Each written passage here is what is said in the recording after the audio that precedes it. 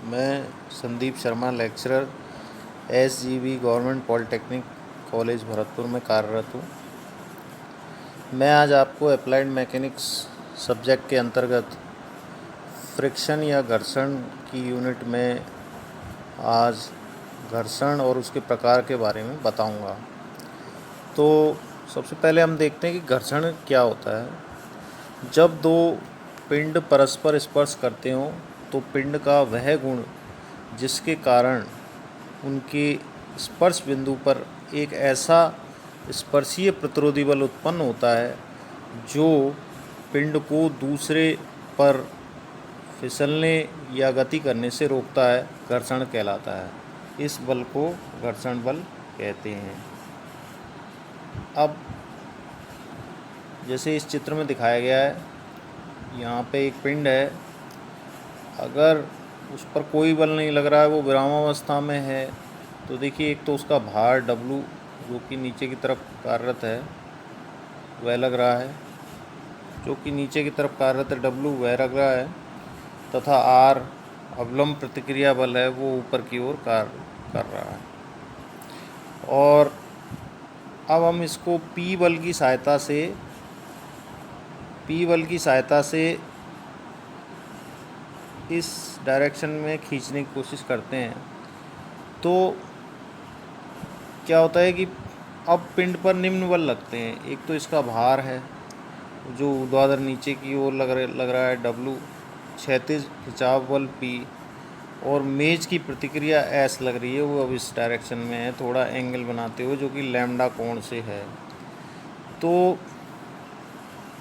यहाँ पर लैम्डा कोण से अब प्रतिक्रिया जो एक्चुअल अवलंब प्रतिक्रिया R है उससे लैम्डा कोण बना रही है।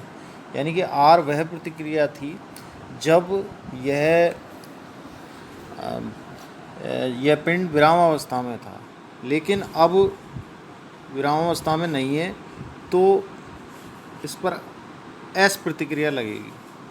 तो ये S चूँकि लैम्डा कोण से लग रही है तो इसके दो घटक हो सकते हैं, S साइन लैम्डा जो कि इस डायरेक्शन में है S साइन लैम्डा, और S कॉस लैम्डा ऊपर की तरफ होगा।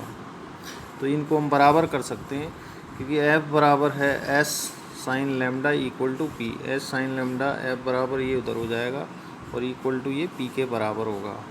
तो यानी कि एक इक्वेशन तो अपने पास ये आ गई। दूसरी आएगी R equal to S cos lambda बराबर W। तो वो हमने ये इक्वेशन देख ली क्योंकि क्षैतिज घटक R बराबर S lambda equal to W हो जाएगा। अब इन दोनों इक्वेशंस को एक तरफ भाग करेंगे तो आपके पास प्राप्त होगा tan lambda equal to F बटे R। यानी कि यहाँ बल F घर्षण बल कहलाता है। तो बल F घर्षण बल कहलाता है तथा पिंड का वह गुण जिसके कारण यह बल स्वतः उत्पन्न हुआ घर्षण कहलाता है। तो घर्षण यह है कि यह स्वतः उत्पन्न हुआ घर्षण बल है, यानी कि जब इसका मूवमेंट या गति इसकी P बल इसको करने की कोशिश करता है तो ऐसा बल जो उस गति करने वाले बल का विरोध करता है, यानी कि F, तो ये अपोजिट डायरेक्शन में लगेगा। तो ये F जो है ये घर्षण बल कहलाता है। यहाँ R अवलंब प्रतिक्रिया, S परिणामी प्रतिक्रिया है, और घर्षण का कारण सतहों की रुक्षता या रफनेस होती है। यानी कि यदि ये सतह रफ हैं यानी कि खुरदरे हैं तो ही ये घर्षण काम करता है। पूर्णतः चिकने पिंडों में घर्षण नहीं होता है।